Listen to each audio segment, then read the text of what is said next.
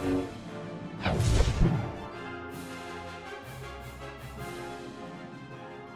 is up, people of the DC Cinematic Universe? Welcome to my review, non-spoiler, no spoiler review of The Suicide Squad. So today, grab your coffees or teas or soda, but whatever you drink, I don't know. Today, we're going to have a really frank talk about The Suicide Squad. When I say frank, it's kind of from the top of my head. That's how I feel like non-spoiler reviews do best, because you can't really say too much about the film, obviously, without spoiling it. So you can only dance around certain subject matters, and I wanted to give you like a really raw, frank talk about it and my experience seeing the movie. So, what do I think about The Suicide Squad? Now that I've seen it, I was looking forward to it. I felt like it really was, you know, James Gunn and his stink and his signature, said in the best way, by the way, on something like this. Just felt like the perfect cocktail from the trailers. One thing that surprised me when covering this, from the first teaser trailer to the official trailers, people weren't really happy with the way it looked, which really surprised me. Not a large majority, but still a majority of people that I thought was larger, because to me, it is obviously a different flavor from that of David Ayer's Suicide Squad, which, you know, the theatrical cut isn't his film. I am fully aware of that.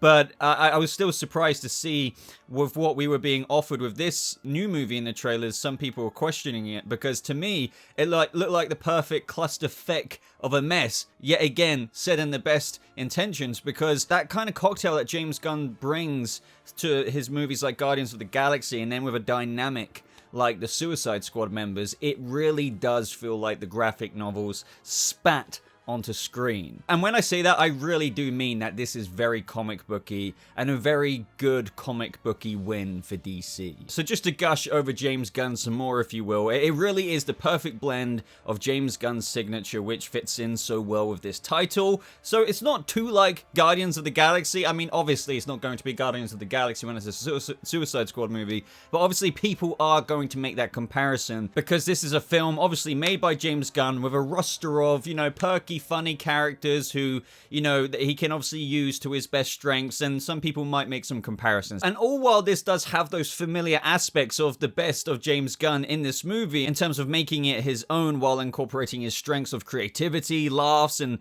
blunt, explosive action that is most certainly very R-rated. Like, to be honest, I was actually surprised. And honestly, kind of reflecting, going down a mini tangent there, it does make me a bit sad for David Ayer's Suicide Squad. Ayer's Suicide Squad? Excuse my British pronunciation there. It's just with what he was allowed to do with this movie, it just makes you think, look, I know Warner Brothers are letting certain directors like James Gunn, Matt Reeves, have their creative vision now, kind of finally, without studio execs kind of getting involved and changing things up.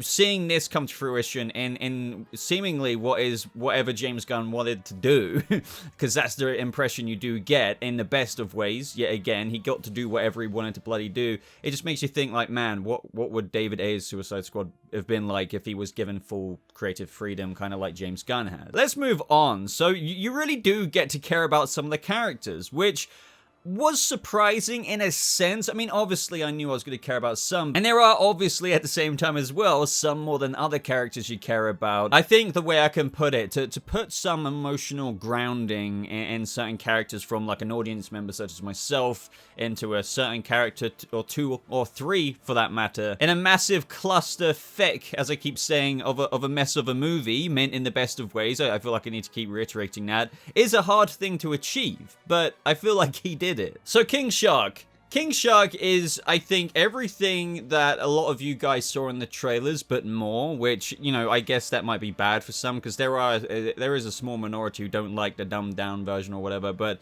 if you are kind of looking forward to this iteration of King Shark and you found him kind of cute, funny, and whatever from the trailers, that is very capitalized upon. One thing I do want to say about King Shark is as much as I was really vibing him from the trailers, I was like, man, is he going to be the kind of James Gunn gimmick character? Not that I'm trying to put Groot down or anything, but, you know, to be blunt and frank here, as I said at the beginning, we have, like, Groot, who's that kind of cute character, so now we got King Shark, who's kind of that bird kind of character, you know, we're all gonna laugh. Obviously, he's kind of similar in this movie, how everyone's gonna be like, hey, look, Groot, or hey, look, King Shark, Shark, but I'm still very happy to report that he wasn't just very gimmicky. I felt like King Shark was not only very entertaining, but he gets some very good moments. There's a certain character, I believe, yeah, Ratcatcher 2, who he's paired up with in the movie, and that's not saying too much. I just think I found his interactions with Ratcatcher 2 the best, but overall, yeah, King Shark is a fantastic addition into the movie.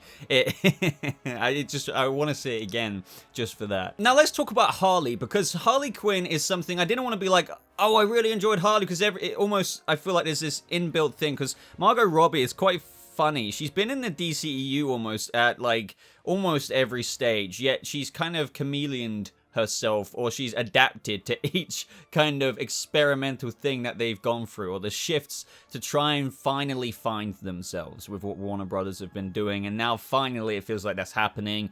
DCEU movies are starting to kind of be really well structured, or like made now. And when I say that, like, not every single one, all I'm trying to say is they're trying to get their shit together. You know, Matt Reeves has got his corner. James Gunn was given the creative freedom with this movie. We have Flashpoint trying to reset the DCEU moving forward with hopefully only kind of good movies from here on out. So Margot Robbie, I just wanted to address that. She's been in Suicide Squad, she's been in this, she's been in that, and now here we are. Like, she's had her own Birds of Prey movie, and I really do want to say, without sounding cliche, because I can imagine some people might view, oh, Harley Quinn's in this movie because they wanted to sell tickets because Margot Robbie's Harley, or do they rely on her too much? And that's one thing I wanted to report. I really like Margot Robbie's Harley Quinn. I know some people are iffy on it, but what I will say is this is my favorite iteration of Margot's Harley, way more than Birds of Prey. Say what you will about Birds of Prey, but I prefer this any day over Birds of Prey. This was just, how can I put it, Harley Quinn. I feel like James knew how to paint her imagination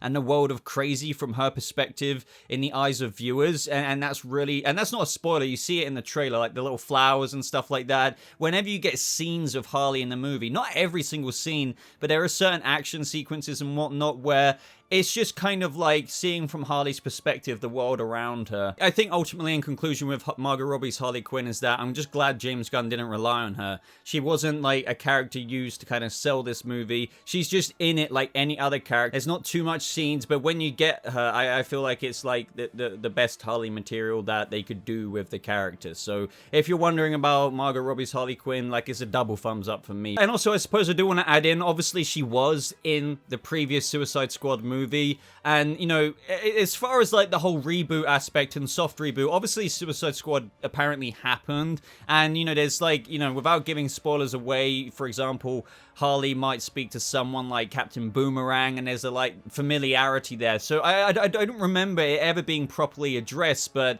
it's kind of like one of those things where it's like, why would I speak to someone and, you know, bring up 4 months ago or like 2 years ago? It's just random. It's like they talk to each other as if they already know each other, because they do. That's the way to put it. So Harley obviously is different from that first Suicide Squad movie in terms of how the characters evolved a little bit from David Ayer's Suicide Squad, but yeah, just to address that connection, it's not abundantly made, but you do have characters like Captain Boomerang, Rick Flag, and that, who obviously know each other from their previous goings on. So there definitely are some surprises in this movie. I mean, of course there are. I mean, you may be thinking, why am I mentioning this? But I guess, you know, with a Suicide Squad movie, I think a lot of people will be doing some predictions, obviously, with maybe the roster, which characters are going to die or something like that. Some of the choices in this movie would have felt obvious before, but there are some cool moments that do subvert expectations, which was ultimately, all I'm trying to say here, is refreshing to see, because I thought going into this, it'd be like a fun action kind of flick, and just a fun James Gunn Suicide Squad movie. But there are a few moments where I was like, oh, okay, I didn't necessarily expect that to happen, but I see what you're doing there. But what about deaths? Obviously, this is a Suicide Squad movie, and James Gunn, when I say that James Gunn does a Suicide Squad movie, this is a keyword Suicide Squad movie. People die. Like, to the point of, I guess this links in with my aforementioned point about subverting expectations. Yeah, people die, and I didn't necessarily expect some people to die. That was, yeah, this is so hard to articulate. Don't worry, no spoilers, I'm not that stupid, but all I can say here is on my bullet point, some you would expect, some not. And that's all I'm gonna say. I feel like a lot of people in David Ayer's version, like, made it quite a lot of the way. In this, like, it ain't a joke. Like, some people are cannon fodder, to put it bluntly. Now, what else is there to talk about? Well, this is James Gunn, And this movie has a great soundtrack. Now, this is something that really blends in with the action of the movie. As you would expect in a Suicide Squad movie, there's going to be a lot of action. And when the right song choice deploys, if you will, it really gets you in the mood. And from a director that has achieved great soundtracks with Guardians of the Galaxy, this really shouldn't be surprising to anyone, but as you can tell, in this movie, there was a lot of action, a lot of moments where they're jumping from one building to another in a trailer, or maybe something you're seeing on screen right now, and you can only imagine just some cool moments and soundtrack thrown in there to really kind of... I wish I could just inject the film experience that I felt through the camera right now, just to give you that, like, that feeling. If you couldn't tell already, I'm really impressed with this movie. I'm not gonna necessarily rank it from like, oh, where do I rank it in the DCU? But this is definitely one of the more quality, doesn't take itself so seriously as much as it does, which is key for a Suicide Squad film, I think, which also you can let some things slide with just the overall cluster mess that it is dealing with, but as a quality piece of entertainment and movie in the DCEU that fits in perfectly with the Suicide Squad and what would happen if it was brought to a live action screen, it is very high up in the DCEU. It is probably top 5 for me. I couldn't really do this spoiler-free review without mentioning my favorite character or characters, or like just, yeah, going out the movie, who do I remember most or kind of stayed with me most, because obviously this is quite a stacked cast with a lot of characters, some who die more than others, obviously. So I think my favorite characters were between Ratcatcher 2, King Shark, and probably Harley. Now, yet again, I didn't want to be like, oh, Boba's a big Batman fan, of course he really likes Harley, but Harley could be an obvious choice for some, but as I said, I feel like James Gunn really creatively handled this character without just giving you all the obvious choices of, hey, let's shove Margot Robbie's Harley in everyone's face. Everyone will love that. As I said, didn't rely on her too much, didn't overuse her, and when she was used, Margot was just in pure Harley mode. And as for Ratcatcher 2, I just didn't necessarily expect going in before for her to be one of my favorites. No particular reason, just from the marketing. I thought, okay, there's Ratcatcher 2. Like,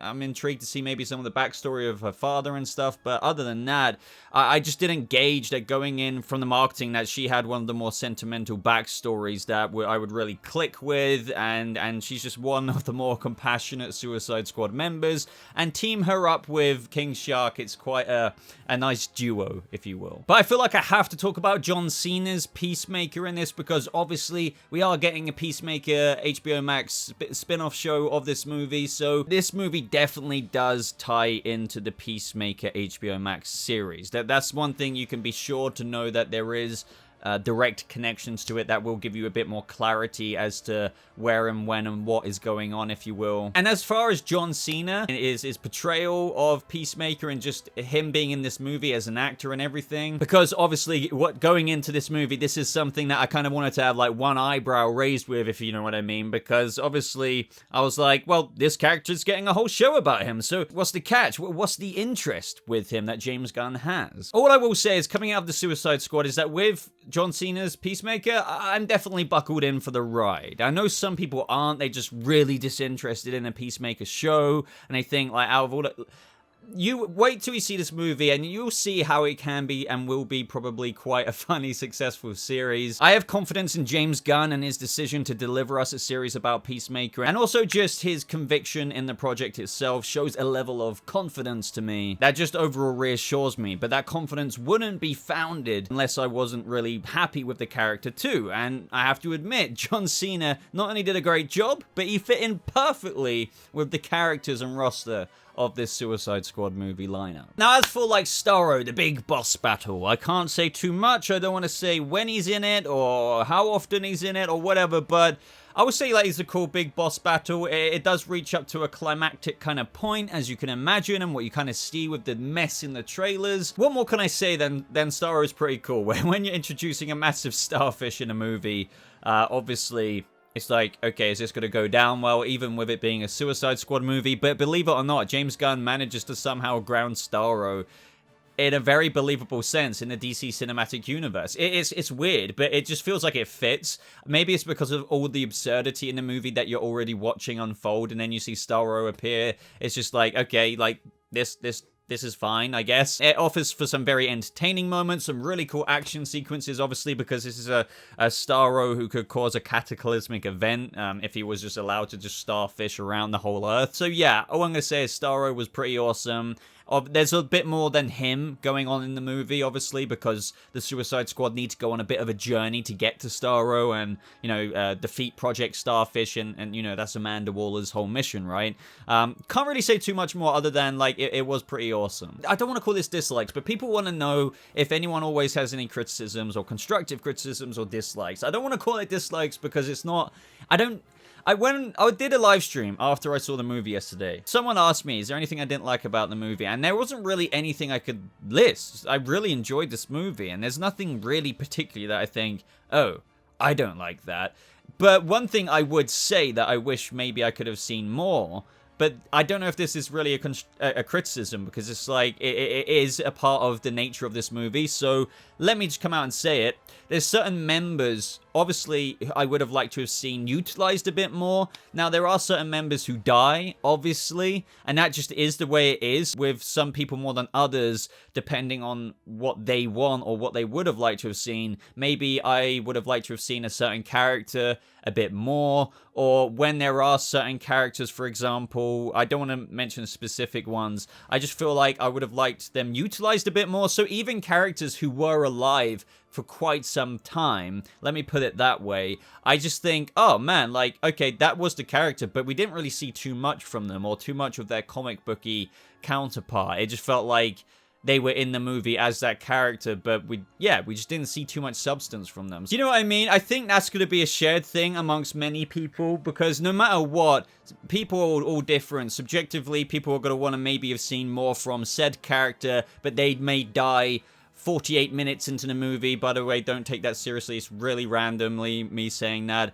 And they might have been like, oh, damn, I really kind of like that character, and I would have loved to have seen a DC Cinematic Universe iteration of that person more, but you don't. Do you know what I mean? That's the only thing I can really critique in this movie right now. Other than that, I can't really critique choreography or anything right now, because when you see it for the first time, I feel like, at least for me, it seems like all fine. But then sometimes when you watch things again, obviously like the Last Jedi throne room fight, you can see how ridiculous that is. I can't possibly critique something like that when I've only seen it once. So as far as I'm concerned, the action was pretty decent. But that would take a second or a third viewing for me to be like, okay, that choreography was, you know, like a lot of people, for example, as well, a good way to point that out is a lot of the choreography in Birds of Prey was pretty...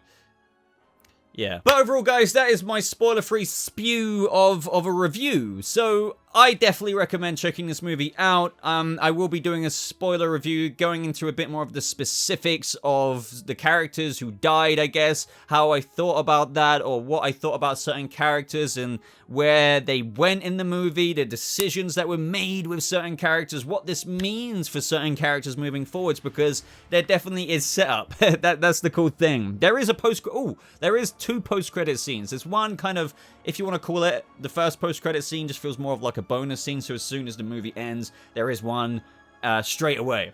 And it's more funny. That's what I will say. I'm just laughing, literally just remembering it right now. But then there's one right at the end of the credits, so you will have to stick around for a bit.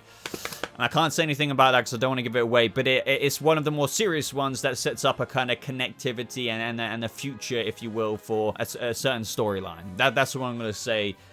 So whether that's the future of the Suicide Squad or something else, you won't know until you watch it. But definitely stick around for the second post-credit scene if you kind of want some semblance of what's going on moving forward with whatever or whoever. But as I said, guys, let me know your thoughts if you've already seen the movie. Let me know if this review hyped you up going in to see it. So like this video if you did enjoy it. As always, check out the top pinned comment, which is my comment, pinned, and click on the show more so you can see my Twitter links, Discord server links, and all of that good stuff. But thank you so much for watching. I hope you all have a lovely rest of your day, and I'll see you members of the Suicide Squad in the next video. Goodbye.